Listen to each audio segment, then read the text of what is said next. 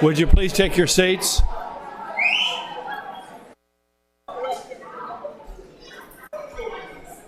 You're kidding.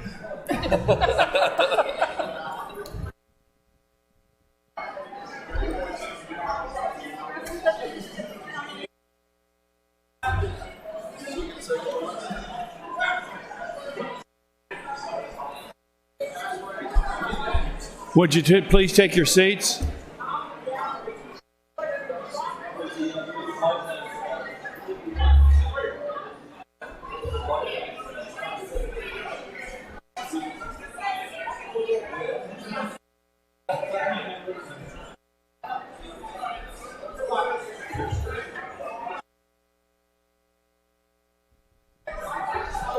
Now we do it together. Thank you. Good evening and welcome. I'm Robert Clark with Historic Annapolis, and I'm grateful for you all being here, and I'm grateful I'm here. Some of you, maybe all of you, would recall almost to the day, we were here last October watching the Urban Land Institute launch its technical assistance panel in this very room. And you would recall the first night, about 150 members of the public came to see what was going on. And there was a sign-up sheet for people to speak.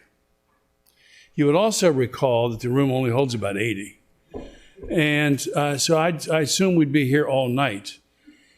But then as Bryce Turner, the head of the ULI TAP, began to invite people to come speak, it was only, I forget the number, maybe 8 or 10 out of 150. And I recall they all spoke hopefully and optimistically. And I thought, boy, this is different. Then you would recall, fast forward to 9 months ago, almost to the day, the Urban Land Institute Technical Assistance Panel returned and presented their findings. They had basically been given 9 questions that had been jointly crafted by the city, Historic Annapolis, and they came back with their answers to those questions. So it was a nice, tidy report. These are 14 people with extraordinary experience and talent and interest. And so this resulted in a profound document. The mayor, that would be our impatient mayor, said, geez, I don't need this report to put on the other report stack. And he turned to us and he said, would you help me form an action committee?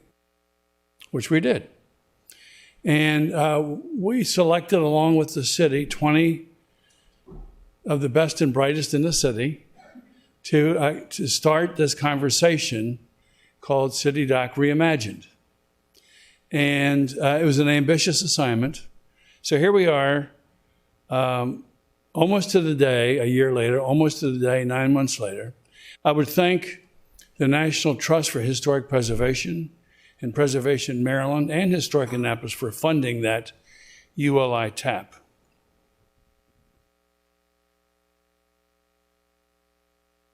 It's great to have an impatient mayor because he's caused a lot of really good things to happen. I'm energized with this project personally because I've seen lots of people, some with disparate views, come together, and there's some gentle arm wrestling and some less than gentle. But you know, I guess that's what consensus is. Leo says it best when he says, I feel like a divorce lawyer. Everybody's leaving the room just a little unhappy. And I think, I think everybody's leaving the room really happy. And I'm sure there's some people that still have something to say. This basically concludes the City Dock Reimagined conversation. Today's the day. We bragged back in January we could have this done by Halloween, and we're done by Halloween, by a whisker. We're particularly grateful to have the County Executive Stuart Pittman here tonight. We're particularly grateful to have the National Park Service, represented by Superintendent Wendy O'Sullivan, joining us tonight. And tomorrow, or midnight tonight, begins the conversation on implementation. Another report that doesn't have an ending. Implementation conversation will start in this room tonight. And you can see the breakout tables. This whole process has been engineered and driven with profound energy and intellect by Eileen Fogarty. And I would like to thank her publicly right now, if you could.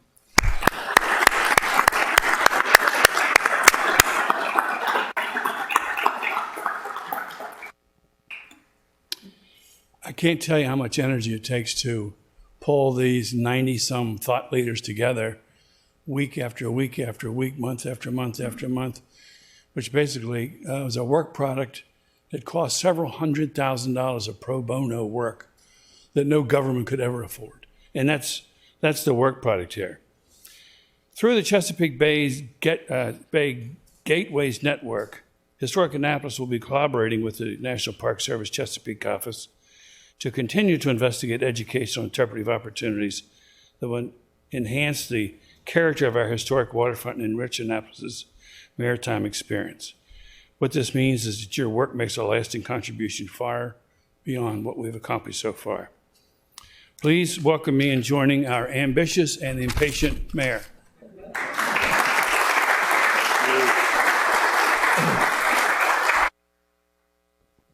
Thank you, partner.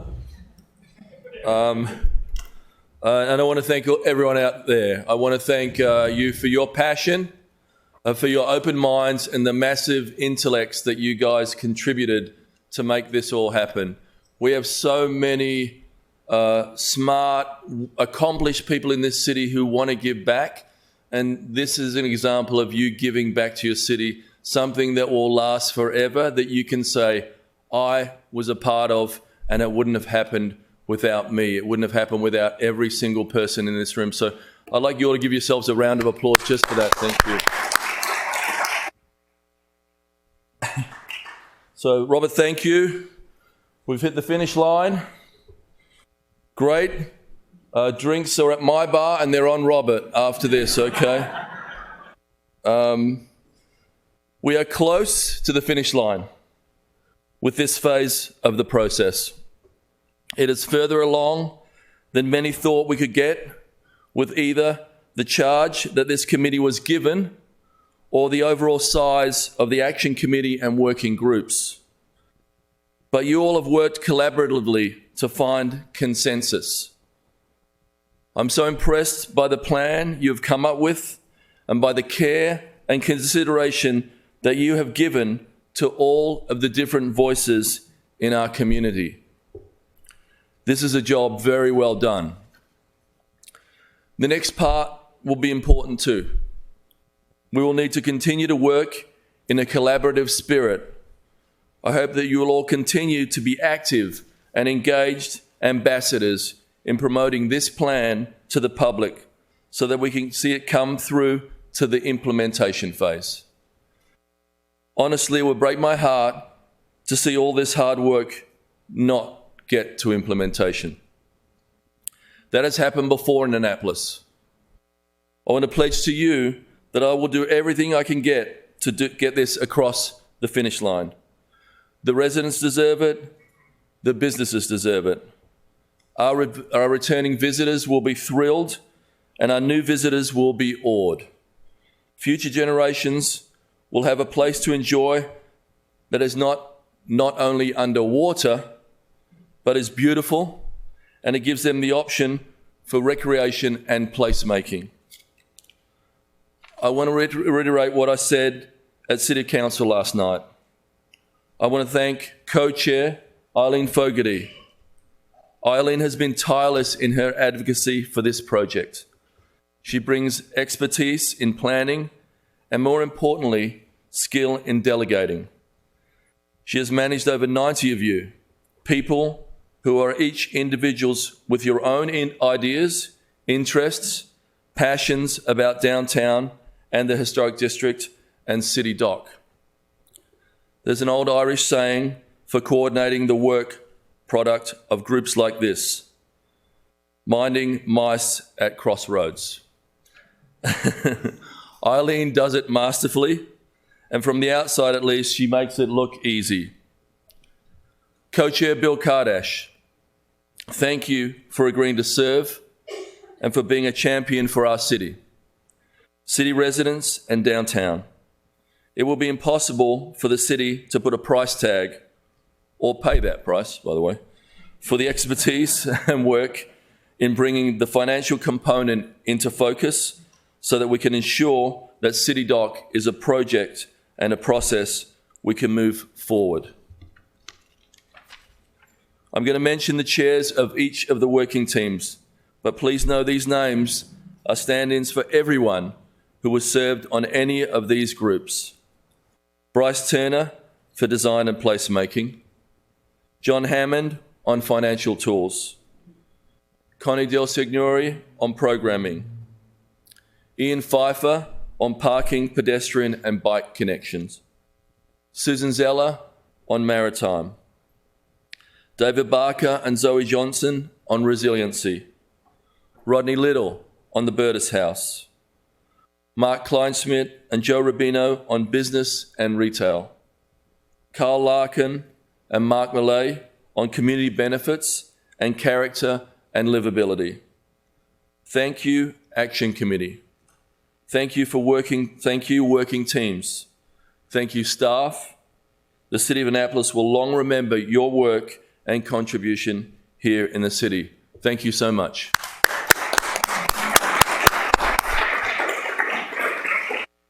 I'd like to bring up my friend and partner, Stuart Pittman, who's given us some time today. He's very excited about this, so thank you so much, Stuart. Thank you. Cheers.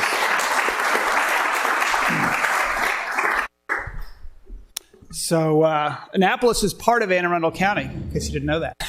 And we know that. I believe that. I love this town. And I've been getting to spend a lot more time here since I've been working here. And Gavin and his team came over, it was only a week or two ago, and presented us with some preliminary drawings. And it takes a lot to get this whole farm board development. And I got really excited when I saw this. And I know it has to happen. It has to happen for Annapolis. It has to happen for what Annapolis does for the county and the area who loves to come to Annapolis, and obviously for tourism that comes from outside, but also for sea level rise. And that's why they came to us, because we also have 533 miles of coast in Anne Arundel County that we're going to have to start thinking really hard about how we're going to handle the sea level rise and what we're going to lose and how we're going to prevent things from being lost. And so they came to us because there has to be a way to finance it. And I didn't offer to write a check, but we did offer to work together on a bill that will introduce a state bill that gives our county and the city, the authority to create a redevelopment authority that can finance this kind of public-private partnership, and that can also finance some of the big projects that we're going to need to deal with sea level rise in the future, and potentially some other redevelopment around the county. So that's why I'm here. I'm here because this is really big. This is important. I'm excited about it, and we're going to work the county and the city together, and we're going to go to the state and get it done.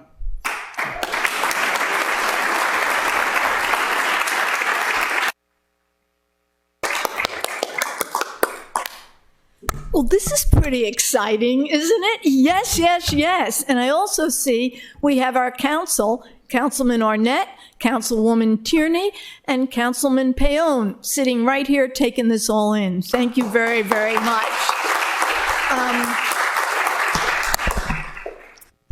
So welcome, and the goal now will be to work this, but with all of your crossed fingers, you're going to see some fantastic images tonight that we'd like to share with you. We'd also, they have been mentioned, but we'd also like to point out one of the reasons that this is actually taking place and moving forward is the partnership with the city, Historic Annapolis, National Park Service, Wendy, and now the county exec and the county. This is why it's going forward. Thank you, guys. We have some new visitors here this evening, and so I want to see several new faces out here. So I'm going to touch for all of you on why we think this is actually going to make it over the finish line and why it's going to get built. So the first obvious reason is all of you. It's the incredible commitment and time, energy all of you have put in. So what does that mean? It creates momentum. Look around this room tonight. This is what momentum is, and this is what you all have created through your hard work. I think the second reason that it's very different, it's bottoms up. The plan you're going to see is done by everyone here, whether it's Leo or Will or Dick or Zoe or Mark. All of you have created this plan. It's not a plan we got from an outside consultant. But perhaps third and equally important is the urgency. These images that you see up here were taken 2 weeks ago. These images were not during Katrina. These images were not during a hurricane. They were taken 2 weeks ago. They were taken at the boat show. Paul, thank you for the images. The boat show had to close on Saturday afternoon during the sailboat show. Major event for the city out of the whole year, and they had to close. And they had to close because this is what our city dock looked like. So what all of this means is that everyone can figure out that the time for action is right now. Everybody can see, we can't put this on the shelf and we can't wait another 2 years or 5 years or 6 years. But I think equally important is that the details, every community, and we're no different, every community that's special, people like to dicker about the details because it's a special place. It's a great place. But the urgency of this has overridden the getting bogged down in stuff that we will get resolved. So where have we come from? This chart, I know for people in the back of the room, you're probably seeing a big blur. But this chart represents all of the meetings, all of the action committee meetings, all of the activity that all of you have participated in. Robert mentioned how this started with 20. When they asked me, the mayor and Robert asked me to join them, they said 20 people. That would be what we were going to be working with. So it quickly grew to 92. And it turned out that 92, so you have 92 people starting last March 20th, turned out to be an incredible asset because that all of you formed teams. All of the teams, whether it was the financial tools team or the parking team or the Bertus team, the teams did all of the work. The teams also did the outreach. I'm looking here at the community character team. Mark and his group had surveys. They were out in the community, but everybody, all of the teams participated in a total of 9, in addition to the action committee meetings, 9 outreach work sessions. One of them, there were about 250 people at. So the teams turned out, and the 250 people, or the 250 people, the 92 people turned out to be a strength for all of us. When you look at this chart, you see all that yellow. Those are all work sessions, outreach and action committee work sessions that everybody who was part of this City Dock Action Committee participated in. And the end result of all of this, the culmination, is the City Dock Action Committee plan. So when you look at the City Dock Action Plan, and you're going to see a lot of great images, I want each of the teams to think about what you asked for. There are 2 aspects to the plan. This evening, you're going to see the physical plan, the drawing, the diagram, what will be built, the infrastructure, the resiliency. In addition to that, each team has prepared detailed recommendations, part of a separate report that is going to go to City Council that says what that team wants to see take place, what's important, and what are the priorities. So first of all, maritime. Maritime Group was all about sharing the magic of the water. And when you look tonight when Bryce presents to you, what you're going to see is Burtis Basin, the dock, all devoted to active uses at the waterfront. The local business, thriving local businesses, that group talked about the need to, first of all, have Hillman go first, which is exactly what's happening, to have no net loss of parking, which is exactly what's happening. But also, they wanted some space for patrons at the city dock. You're going to see that, as well as flexible space to have local markets. The programming group was very, very specific about wanting to have a range of venues. They want the opportunity to have performing and visual arts venues at the city dock. They want the opportunity to have a shell, a bandstand there. They also want to be able to have several events at the same time. And one of the things Bryce is going to show you is a 68,400 square foot new park at City Dock, in addition to several other parks throughout the City Dock area. Burtis, you're going to see Burtis raised, restored, protected for adaptive reuse. Community Character Group is going to see a world-class green park, which are words right out of your recommendations. You're going to see, in addition to the main park, 57,000 square feet of flexible area that can be used in 3 different locations for active or passive family uses, water access, and of course a comprehensive parking strategy. The resiliency group very much drove what you're physically going to see, and that is because of the flooding. You will see in the plan that Bryce is going to present protection from flooding from Gate 1 to Newman Street, raised elevations, flood devices. And then, of course, the parking group. There are, as a result of parking, biking, and pedestrian access recommendations, there are extensive, continuous, and safe connections for pedestrians, for bikes throughout downtown, new ones. Memorial Circle is being kept as a result of the recommendations of all of you. Enhanced, the circulation is being changed, there are safe pedestrian places, and of course, Hillman Garage is going forward right now. So with these ideas, what are the next steps? I think what you've heard from Robert Clark, the mayor, County Exec Pittman, is that what's most exciting about tonight is there are next steps. You think about plans. What, I'm looking at Ross. We all know I've been a planning director my whole life. And we have plans, and it's the action that people care about. So when we look at the next steps, there are very clear and coordinated next steps for building the infrastructure and for financing it. You're going to see on your tables a detailed implementation strategy, bar charts. It is just the infrastructure. So remember, when you see that, in addition to that, there is going to be a separate report to City Council of all of your specific actions in addition to the physical plan. So, Phase 1. Phase 1 is from this November through June of 2020. There's a request for qualifications out right now to build Hillman and City Dock.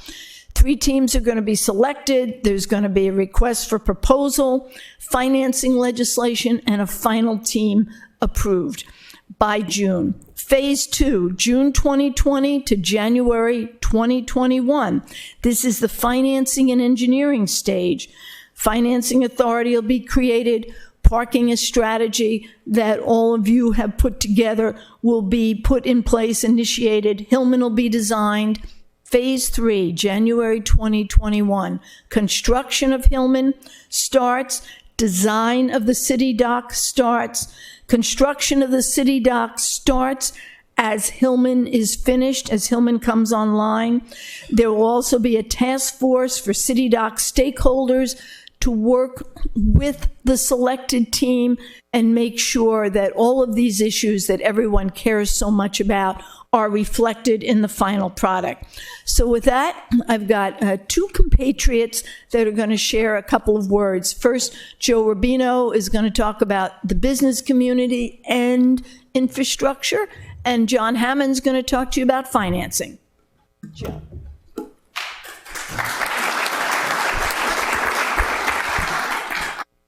Evening, folks. I'm Joe Rubino, and I was on the Business and Property Owners Subcommittee along with Mark Kleinschmidt. I see some folks, Jane Campbell-Chan, Eric Alpaca's here, so there's other folks who were involved. And one of the things that we specifically did, the mayor talked about collaboration. To that end, we reached out to a lot of the business and property owners, in fact, all of them in the immediate areas at ground zero, if you will, to have a dialogue, get feedback from them. Shout out to Fleet Reserve and O'Brien's who'd offered spaces for us. And we were able to get that group together, have some dialogue, have some feedback. We just got together last week and went through some of the consensus designs with that group. It was a very positive meeting. I give shout out to O'Brien's for hosting that. I would say overall, the sense, I think we'll get into a lot more detail, the overall sense of the group was, and this is all the property owners from the immediate vicinity, was they felt like they were listened to and there was collaboration. And I think when you get that group and all of this process and all the varied interests, I think folks felt like there was a legitimate effort to strike the right balance of all the interests and that there was a good and positive dialogue going on. So compliments to Eileen, Robert Clark, and the mayor for the leadership and orchestrating all of these different groups and bringing that together. So I think to have that group, have that positive vibe is a good thing. There's some more details to be ironed out as you go into the more detailed design and execution. But I think the overall sense was a great collaborative effort. Again, compliments to the leadership. Look forward to the next phases. Thank you.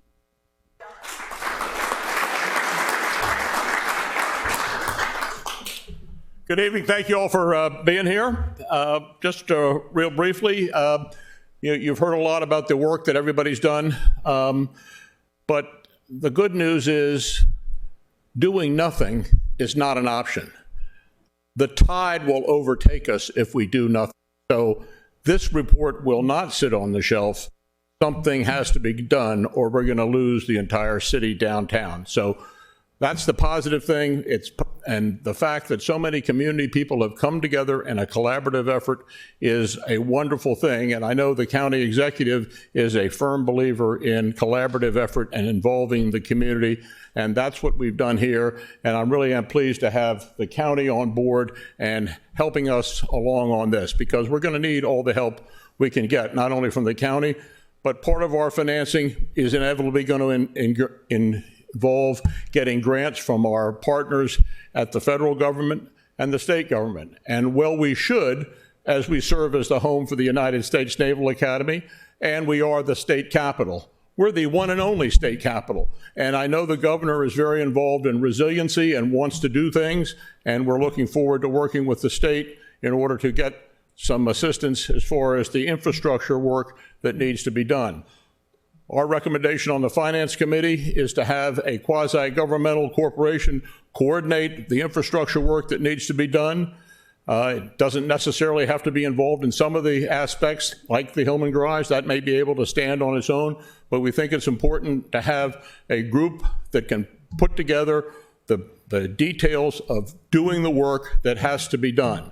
And we're going to need a stream of continuing funding. And we've recommended, and I know the mayor is not keen on raising any taxes on city residents, so our recommendation has been that we ought to look to the hotel tax as a source of revenue to help finance the improvements that are going to be necessary in order to keep Annapolis being the tourist attraction that it is.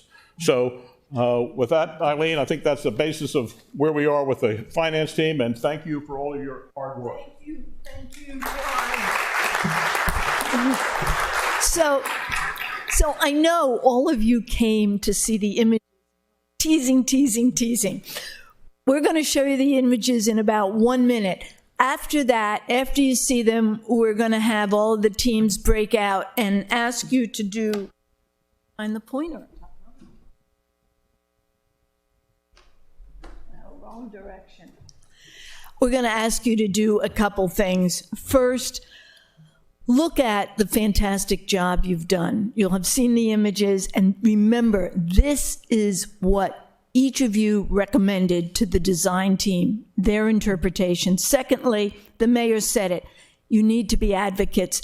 How can each team, how can each of you help bring this over the finish line? We go December 19th, not December 25th, December 19th, we go to City Council for a work session, and we're going to need your help.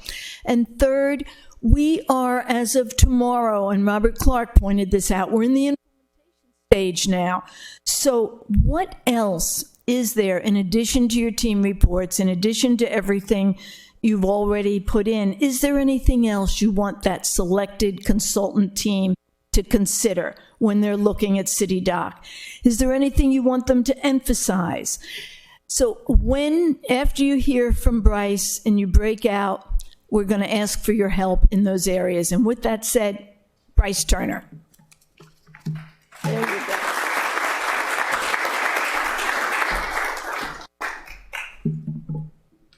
Thanks, Eileen.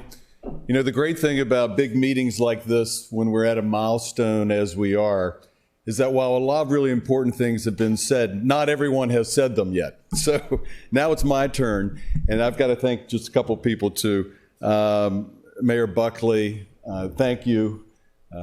Historic Annapolis, Bill Kardash, and Bill and Mr. Robert Clark, sorry.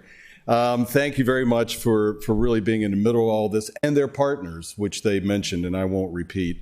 But also Eileen Fogarty, she has been amazing. This has been a very well-oiled machine, I think. It's been a great process, and a real pleasure, really has. I mentioned this at the last meeting. I really believe it. I think community development plans and a ULI type case study. I'm looking forward to promoting. So it's fantastic. My design subcommittee, I actually co-chaired this with Leo Wilson. I have to tell you, Leo and I had to pinch hit for one another, but he did some major pinch hitting for me, especially the night I forgot about a meeting and didn't show up. And Leo got the call about 30 minutes beforehand. And so I want to thank him very much. And we had a lot of great meetings at his office and a lot of free food. And Ted Shields also, his colleague, did a fantastic job, and I want to thank them. Our other design committee members that are here too, I know Michael is here. Where's Michael?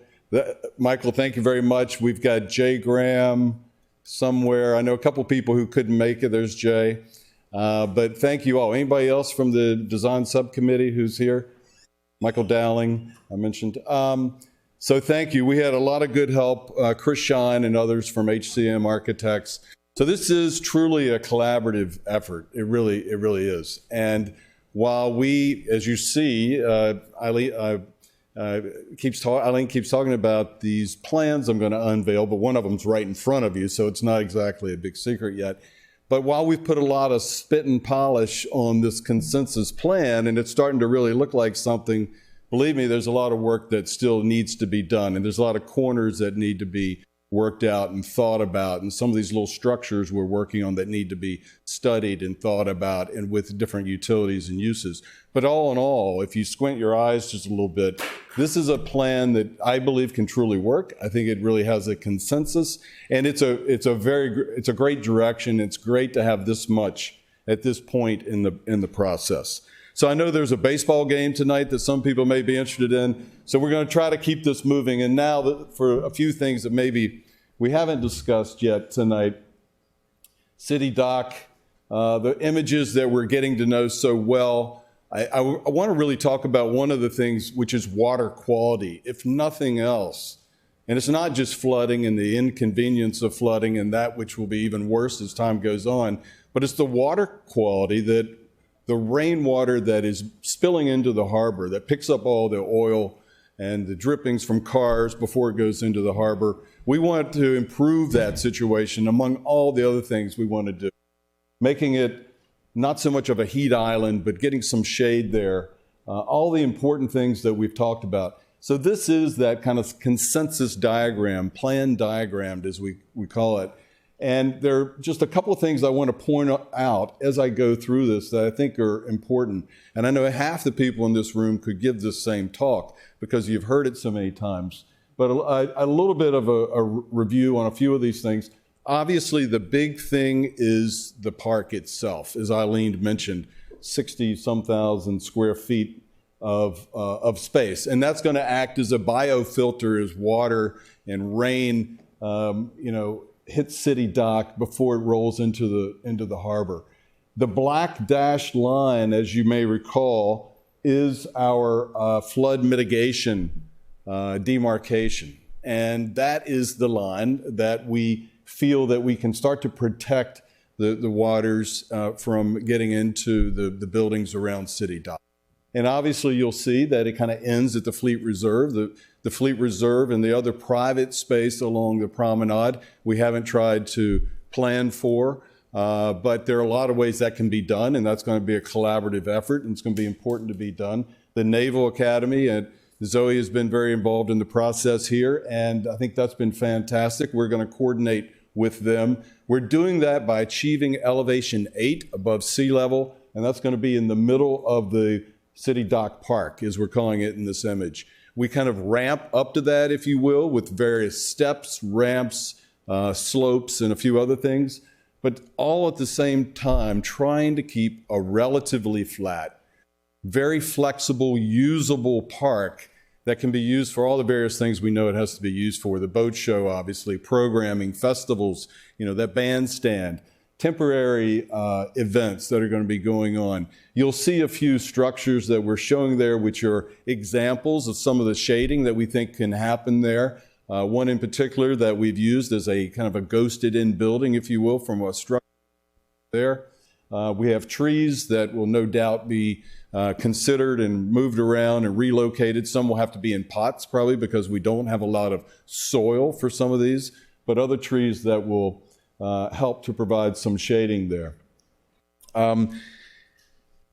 Just so I don't miss anything, the promenade, the importance of dipping your toe in the water. We heard that a year ago so strongly from the community that it needs to be accessible and it needs to be available for people to visit, and the importance of the public promenade. We'd like to be able to see that extended all the way across the Fleet Reserve someday in Annapolis Waterfront Hotel. But that's an important part of any waterfront community. The parking.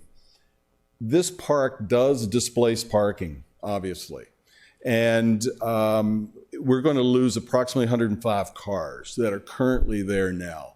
The reconstruction of Hillman is going to allow us to make up at least most, if not all, or maybe even get more parking spaces ultimately through that process. We also know that the parking committee had a lot of great ideas about other apps and other ways of directing people to available parking spaces. We're in a sharing economy now. The world's changing. There are going to be driverless cars.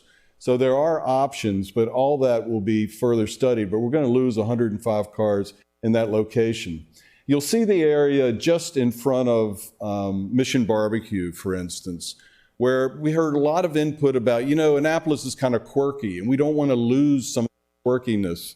And therefore, we wanted to keep that. We are showing some of that area as being bricked now. Brendan, let's see, is this advancing or? There we go. So, I think that the circulation plan we've really thought about here, it's relatively straightforward. I'm not going to get into all that again, but we've tried to address all these issues: boats, buses, vehicles, pedestrians, all the taxis, et cetera, that are arriving at City Dock and how they move, the size of the various elements that are going to be there. And I just want to mention that we think there are 2 or 3 different opportunities here for flexible space to happen that will still be paved. Maybe it'll be a pervious type pavement like eco pavers or something like that, but an opportunity all the same at the Dock Street Plaza, at the market space here next to the Market House, and even at the Compromise lot to have programmable events happening in those spaces. And we would like to see a curbless environment in order to do that. The view corridor that we've tried to protect here, and is very important from Main Street. It's a moving type thing. They're blinking the lights. It's time to move forward quickly. The other thing, and Leo was very helpful with this, and we studied the circle, and we looked at T intersections, which actually I preferred in a lot of ways. But there was a lot of sentiment around the circle, and the felt that it helps to move people around Annapolis better. So we kept the circle, but what we were able to do was to recoup some of the asphalt and convert it to green space and or pedestrian walking space. So we've narrowed some of the lanes, and this needs to be engineered, but we are keeping that, and we're enlarging a lot of the public access space there, which I think is a real positive improvement. So those are a number of the things I just want to talk about. The other one being the Harbor Master building. And so as we go through a couple of these images, we know what we have here today. And this is a new rendering that we just got off of it just came out of the printer this afternoon. But it starts to give you a very good idea of one realization of City Dock reimagined. And we think this is really an amazing change, that if we could have this happen overnight, it would be wonderful. But we know it's going to change a little bit. It still has a ways to go. We've got engineering work to do, et cetera. But you'll see some shading devices. You'll see opportunities for our tour boats to still dock at the end of City Dock. You'll see a wedding that may be set up here, or a bandstand, other events that can happen. There's also a fountain that we're showing here, kind of a dancing fountain, if you will, the kind the kids love to run through, a splash pad, sometimes we call them. You'll see some brick paving areas in the Dock Street flexible park that we have here, where there'll still be parking and access for boats. Looking back the other direction, you really start to see the stepped seating that we have, which will be floodable and will allow us to get up to that elevation 8. There are some connections and things that we'll have to figure out and engineer where we, from the existing City Dock flood barrier, which is at elevation 5, we got to get up another 3 feet. So I think that is going to have to be either it'll be deployed manually, or it will be an automatic device or some type of floating device that'll be engineered. It's going to be important, but it's going to need to be added to in some way at some point, either during an event or permanently. So you start to see how some of that happens and how we hold the water back. And the great thing is that we'll be improving the quality of the water that does come back and forth. Looking back towards the State House, you get another view of the park. So this is a big part of what is happening, and it is our desire that this park, and everything we did was really on city land here. And it is our desire that this will be a catalyst for additional redevelopment around City Dock, whether it's restoration, renovation, redevelopment, new buildings, but it's a great catalyst, I feel, and a new asset that's going to be right in front of all these storefronts. And even though the cars are gone, the quality of the environment is going to be so much better that it will attract more people and will preserve City Dock for a very long time. Just a couple more images here, and we actually have a short little video we're going to run through as well. The Harbor Master House, I wanted to address with this slide. We are suggesting that, of course, the Burtis House remain in its location, but it will need to rise up about 3 to 5 feet in order to get out of harm's way. Therefore, there will be significant landscaping and paving around it, that the new park area. We think that the Burtis House can be repurposed for maritime and harbor master functions, boater functions, toilets, showers, and we think that there's an opportunity to do an additional structure right next to it to help supplement that need. The existing harbor master building, we think, is currently blocking a lot of the views there and is not a very nice structure. It's really, when you get to City Dock today, everything kind of falls apart as soon as you get to that harbor master. and people don't even feel there is waterfront beyond it. So I think what we are suggesting in this image is that the building be much smaller.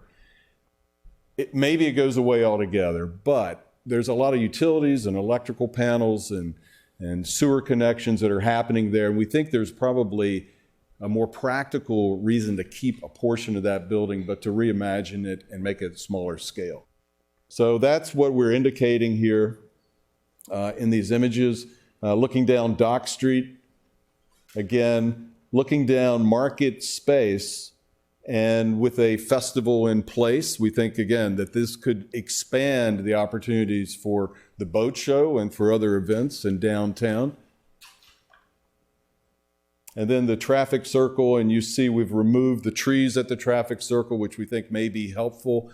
The traffic circle is not a pedestrian place. It's something you drive around. So there might be something iconic there, or maybe they're flags as we're showing here. But we think it's something really that is more functional. And so lastly, what I'd like to do is, in looking at this overall image, you know, we're very excited about how transformative this really can be, and surrounding real estate. And we have a very quick video walkthrough animation that Brennan's going to fire up.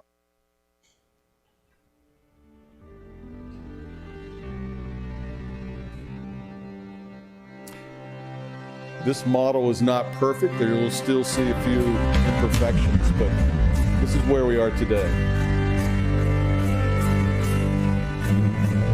Walking down Market Space, the Market House on the right.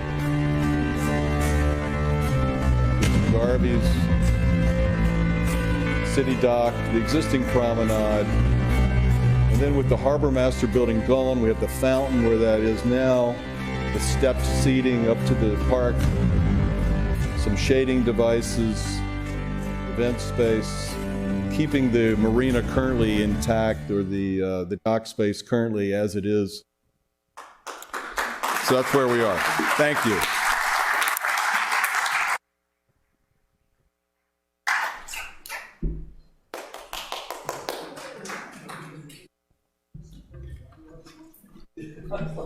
Okay, let's break out into teams. I know there's another event we're competing with this evening, the World Series. So why don't we plan 30 minutes for the teams, and we'll report out starting right about 5 of 8. And that way, assuming that we don't lose in the first inning, everybody can get home. Thank you very much.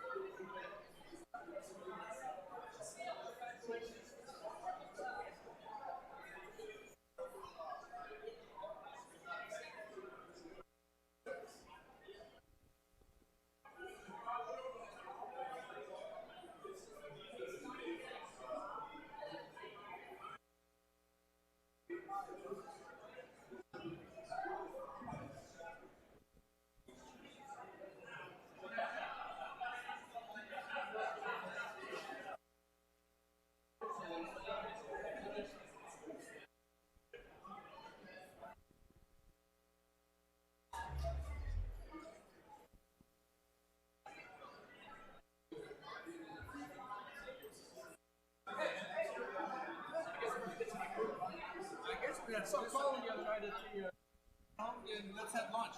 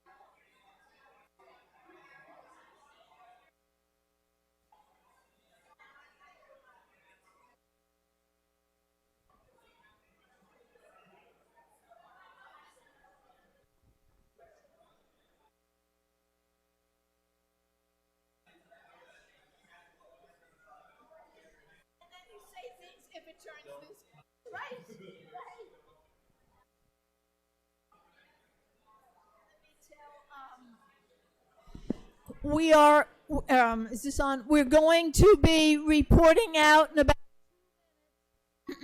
why don't you tell everybody? So we'll be reporting out in about 2 minutes. 2 minutes.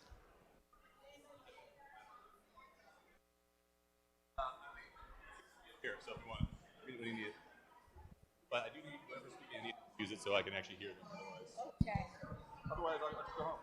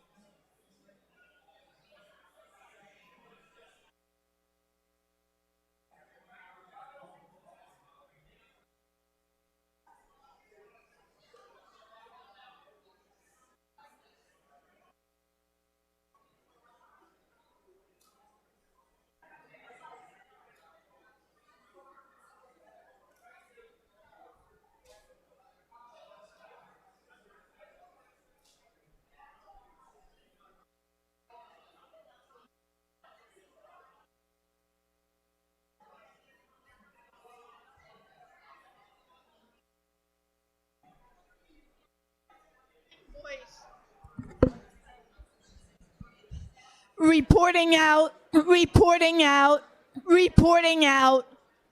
Okay, we're going to start reporting out.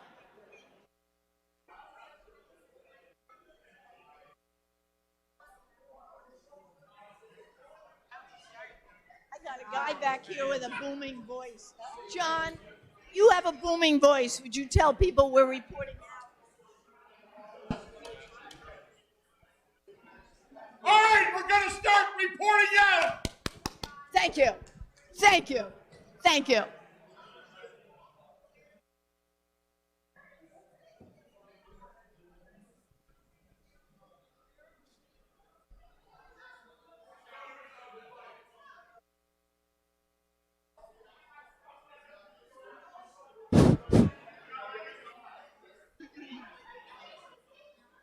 Susan, let me give you this.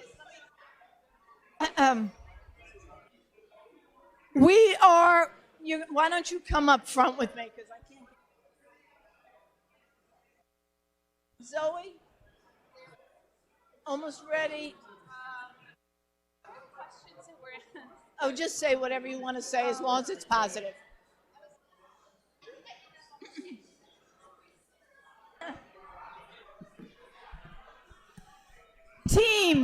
Teams, we're coming around to you. Teams. Show time. Let me go put the lights off and on. Yes. I'm going to flick the lights. I'm having trouble getting people.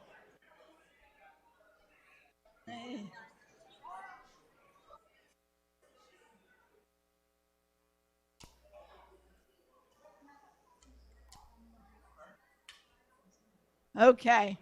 Okay, reporting out. Susan, the maritime team.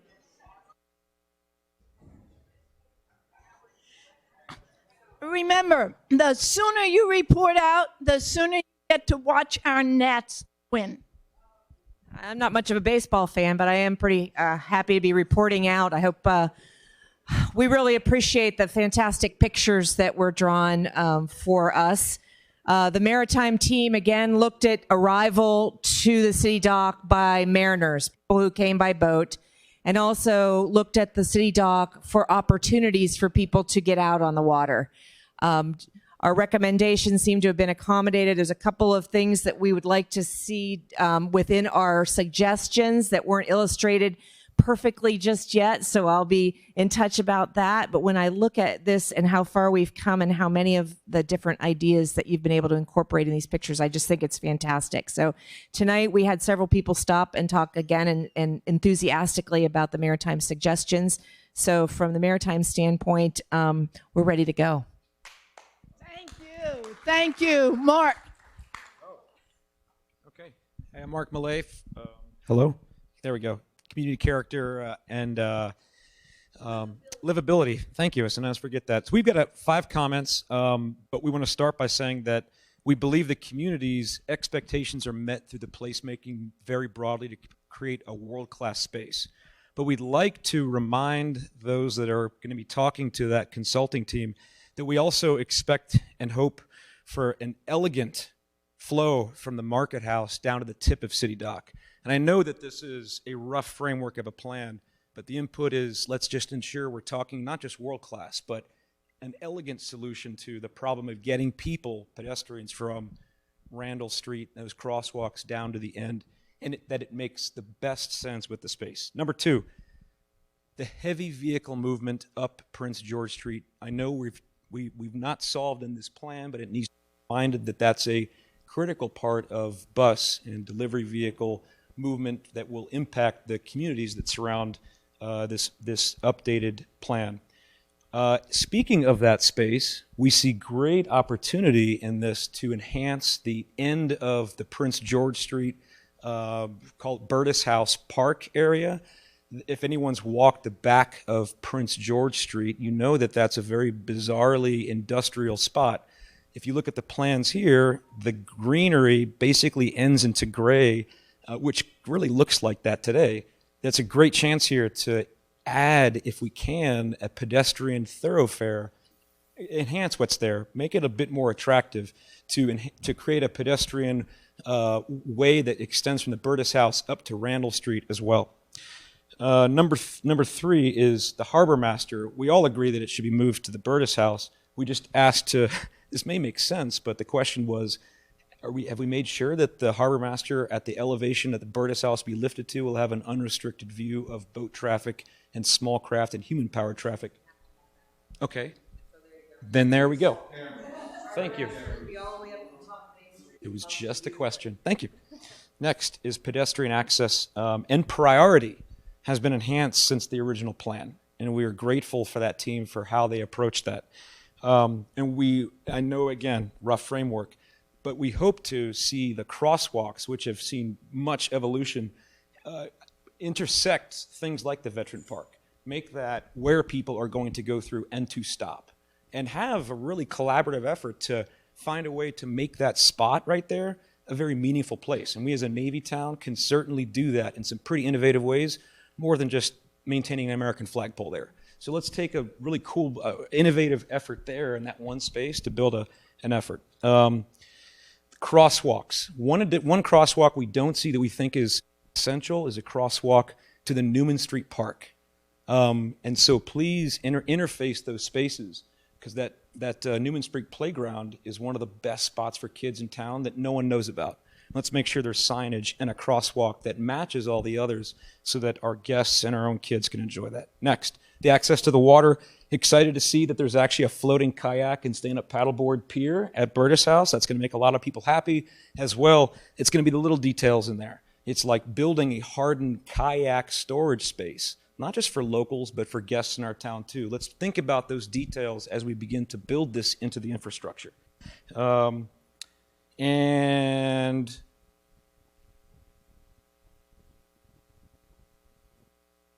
that's all we got. Thank you. And looking over here at parking. Ian is coming back.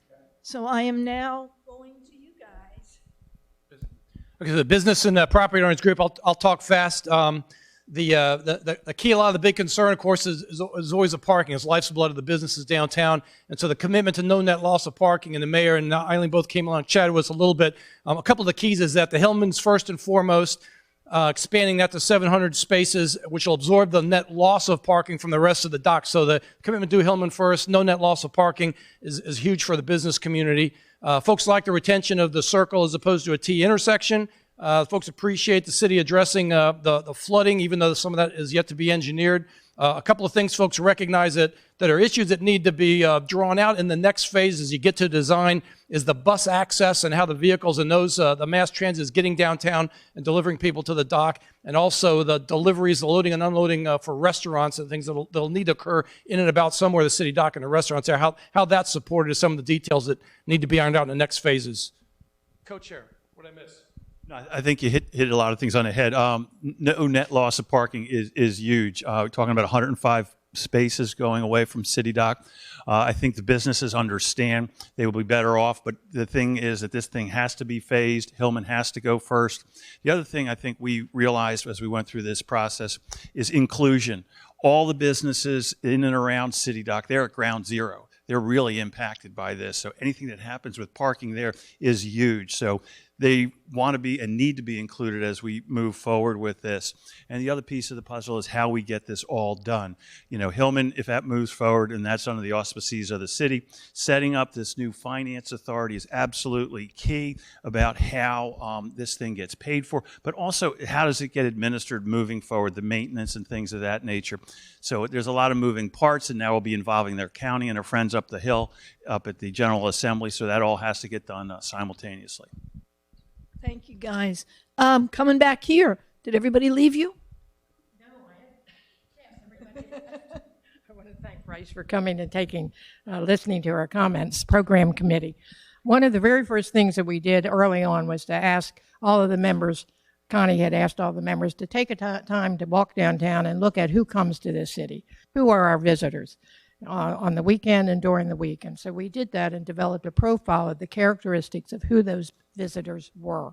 Very diverse, a lot of young families, a lot of single men walking dogs, which was a kind of a surprise. Very, very different age group. But the characteristics of the people who came here are they're casual, they like fun, they like history and heritage, and they need to be engaged. And so when we looked at programs, we tried to develop some permanence in the site that would in fact engage the people who come here. They're our best advocates. They're our best advocates for business and the best advocates for telling the story of the city. And so we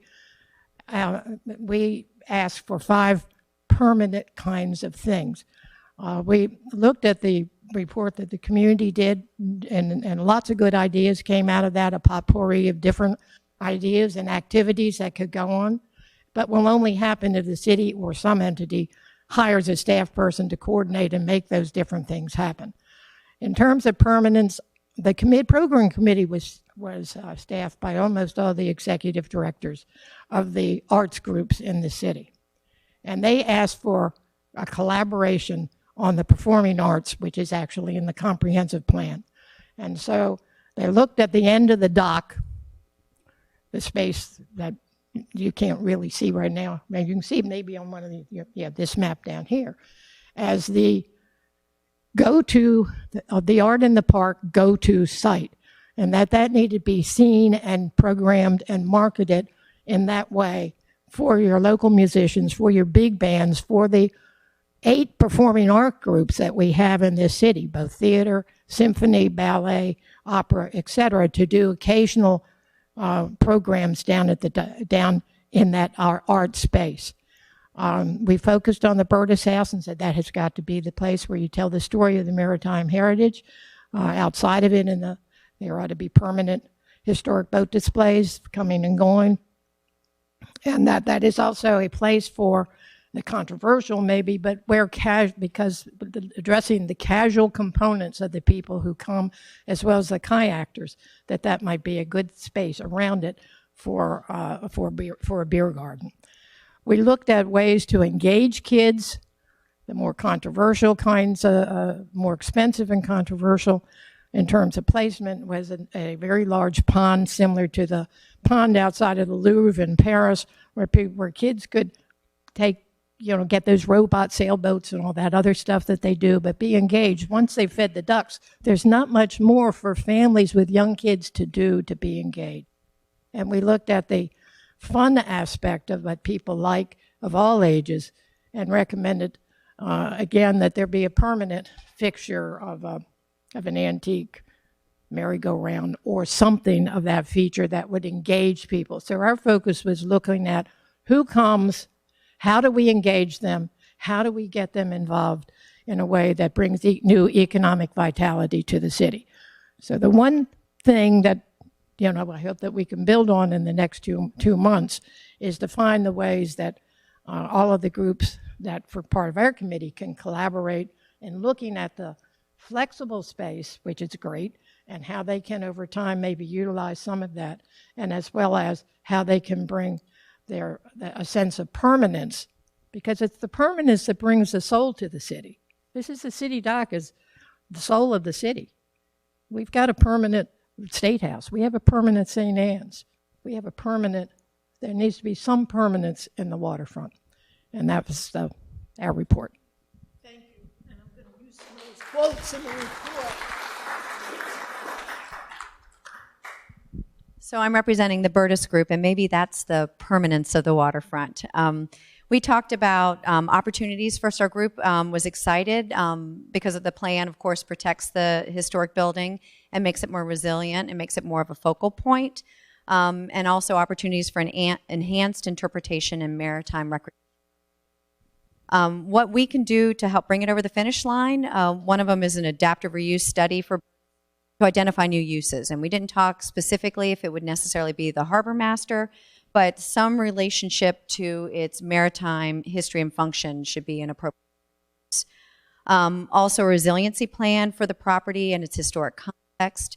And then finally, reconsider the inclusion of the auxiliary structure that's adjacent to the Burtis House. There was some concerns about how that may impact the view shed, that if we need augmented space, it could be relocated closer to the actual building. And then with the implementation stage, what should be considered, the first thing is archaeology. We've had very little conversation about archaeology and the need for investigation, and particularly at Burtis, one at the time that might be most appropriate is when that building is elevated. And then we also discussed the need for a comprehensive interpretive plan to bring the history of the working waterfront to life. And that is something that HA is actively involved in with a partnership with the National Park Service.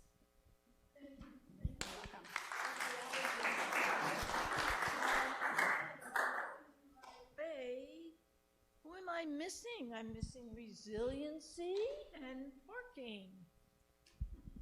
Good evening, everyone. The resiliency work group was really interested in, and it was wonderful to see the design concepts come to life, get a better sense of those visualizations and those changes in elevation. We had a couple questions come up in our conversation about the raised park and what sort of resiliency measures that park has within it. Is there infiltration systems within that, or is the park raised as part of a sort of a design flow that shows those changes in elevation and sort of promotes a change in visual landscape, or are there specific components of the raised park that enhance the resiliency? So we could have had that question come up. Also the question of if the park is raised, will that sort of prompt other privately held lands to be interested in raising those as well in the surrounding area?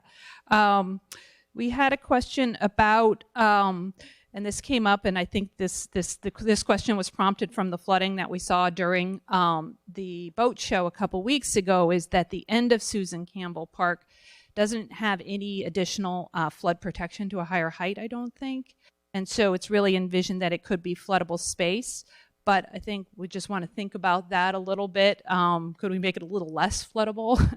Or are there ways to increase the resiliency on that end, either through a scalable system or a temporary flood protection devices that would go up there? I think the height, Lisa Greco was telling me down there is about just over 4 feet above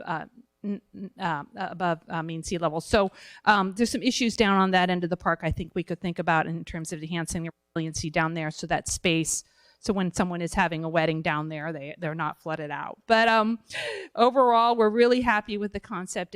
I think those visualizations are so powerful because they really help bring it to life. There's one comment about it. Maybe there could be more sort of flood retention or green infrastructure solutions throughout some of the bricked area. And I think that's it. But it's a wonderful, wonderful. We basically, for those of you who don't know, the resiliency work group provided the design work group and have presented several times these design concepts, but we are really not designers. So we have to give them to someone else in the wonderful design team to help bring them to life. And I think they did that. So thank you.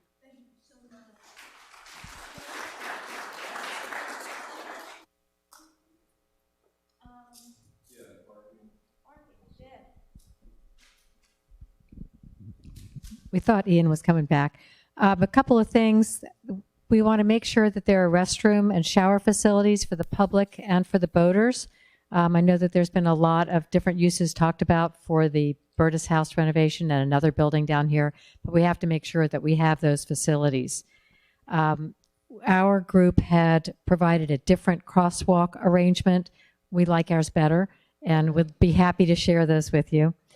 And as was also mentioned by the business group, the bus, emergency vehicle, and delivery vehicle accommodation to the end of the dock still needs to be addressed. It's not right yet. And I know we've talked about that a little bit, but that requires some work. I'm going to pass it over to our parking guru to talk about some of the challenges with our other recommendation. Thanks, Debbie. As we look at parking, and there's a lot of discussion about Hillman and Hillman First, and it's very important. But as we look forward, we need to look at parking as a strategic plan. It involves the other parking assets in the city, both on street and off street. And with the redevelopment of Hillman and the public-private partnership, we want to make sure that we're not ceding control of parking, and the parking policy is going to be made by investors rather than folks who have the good of the city. There have been a lot of public-private partnerships that have been done throughout the country in higher education and Millennium Garages in Chicago, and you really need to focus on where that money that's going to be funding Hillman and the future profits in parking are going to be diverted from the city. And we know that there's a certain income stream that we're looking for, but we have to realize that that if we do this, we're going to give up, cede some control of rates, how parking is going to be used, and we need to incorporate a parking strategy for all of the assets, including on and off street parking, to make it work for the city. And it's extremely important. As we look at this going forward, and as the responses to the RFQ, and we go through the RFP process, my company, and when we look at doing these studies, what we do is, if you have a city like Chicago or Ohio State that needed the income and needed to monetize the asset to stay afloat, that's one thing. But if we can figure out a financing mechanism that allows the city to retain control of Hillman and the income stream from it, it'll benefit overall parking throughout the city. And other things that we've talked about, including messaging and use of apps and technology, should incorporate all the parking in the city, on and off street parking. And we shouldn't let Hillman dictate how the other facilities' messaging is going to be controlled. Or it'll end up being confusing to people coming into the city, both visitors and guests as well as residences. And we need to look at bicycle storage and incorporating other forms of mobility into the parking plan. I've talked to a number of people who are interested in doing demonstration projects for high-tech bike storage that would allow people to make reservations to store their bikes so they knew when they were coming downtown that there would be a place for them to securely lock their vehicles. There's an income stream possibility from it because these high-tech bike storage will allow for credit card collection of revenue and online apps to do that. In all of the presentations, which have been great, we need to incorporate the circulator, pick up and drop off. There was some discussion in one of the last meetings about where to stage ride-hailing vehicles, and we need to be mindful that the promotion of ride-hailing is going to devalue parking, and that the companies that are looking at rebuilding Hillman are going to want to have a guaranteed, to the best possible way, income stream from parking. And we need to incorporate ride-hailing and public transportation into that so it's part of an overall strategy. Leo, did you want to add anything from the design perspective?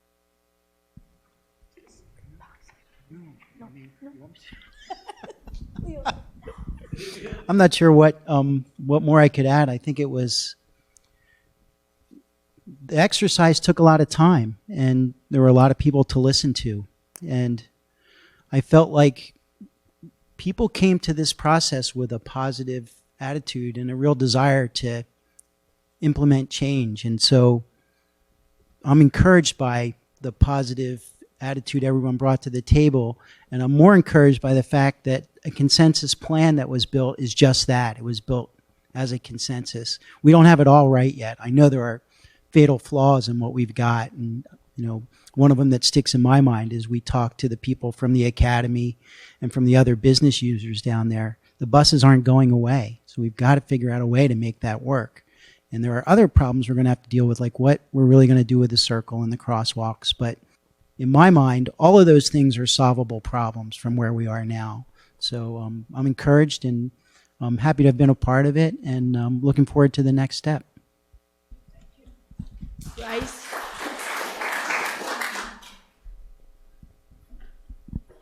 Really, just a couple of things. I do want to talk to Debbie a little bit more while we have about buses and a couple of these issues that Leo mentioned that we know are a little challenging, but thanks to everyone for that input. We always wish we could get every one of those things addressed, and it's never quite possible, but there's going to be a much better chance here in this next. I am interested, though, and wanted to mention the idea of keeping park elevated a little higher. I think is a very interesting one, and one that, for whatever reason, we didn't consider probably enough, but I think there's room to do it. At first we thought the stepping up would eat away so much of the peninsula there that it wouldn't be worth it to get a flat area at the top. But I think actually it is worth studying. It really is. But this has been a great process. Thank you all for your input. And I think it's been, as Leo said, a very positive process, and we've enjoyed it. Thank you. I'd like everybody just to give a big applause to our designers who have spent incredible amount of time. Thank you. Leo, Bryce. Okay, that's her up. So you will not hear from me for a week. I promise you will start hearing from me next week as we get ready for reporting back to City Council. Thank you. It's been fantastic.